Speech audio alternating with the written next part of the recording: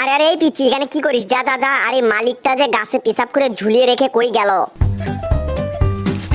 এটা কি করলি রে? তুই তো আমার পিছনটাই ফুটা করে ফেললি, শয়তান ছেলে একটা। পেশাব দিয়ে কেউ কি গোসল করে?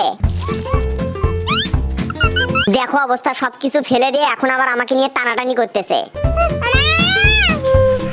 এই যে ম্যাডাম, আপনার ছেলে বল্টু তো আমার পিছন ফুটা করে সবকিছু বের করে দিয়েছে, এখন কি হবে? হ্যাঁ,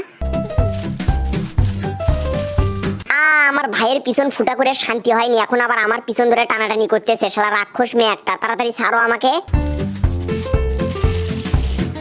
আয় বাবুরে, আমার পিছন ফুটা না করে টেনে একদম লম্বা করে ফেলেছে দেখতেছি। এই বাবু, তোমরা ভিডিওতে লাইক করে চ্যানেলটি সাবস্ক্রাইব করে দাও তো।